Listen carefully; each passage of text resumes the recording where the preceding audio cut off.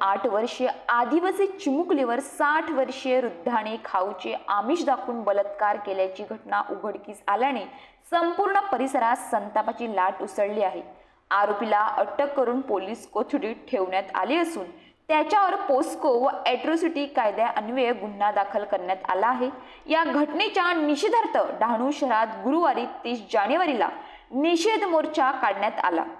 सागर नाका ते Dahanu road railway स्थानक मार्गावर निघालेल्या निषेध मोर्चाचे आयोजन मार्क्सवादी कम्युनिस्ट पक्ष, कष्टकरी संघटना आणि आदिवासी एकता परिषदेने केले होते। या मोर्चामध्ये पीडितेच्या गावातील तसेच तालुक्यातील आदिवासी महिला आणि नागरिकांनी मोठ्या संख्येने सहभाग घेतला।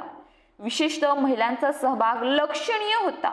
तर यावेळी अत्याचाराच्या घटना थांबवण्यासाठी कडक उपाययोजनांची मागणी केली।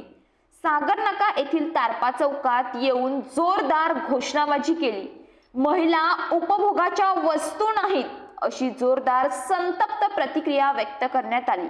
आदिवासी समाजावरील अत्याचार थांबवण्यासाठी समाजाने जागरूक होण्याची गरज असल्याचे स्पष्ट करण्यात आले।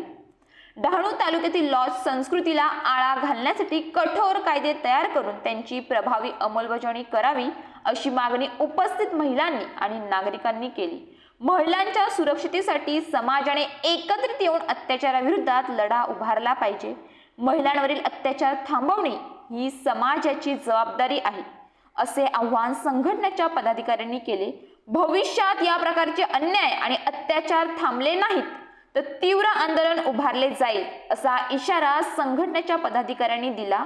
आरोपीला पोलीस कोठडीत ठेवण्यात आले असून डहाणू उपविभागीय पोलीस अधिकारी या प्रकरणाचा तपास करत आहेत। News police reporter Ashraf Khan, Dahanu.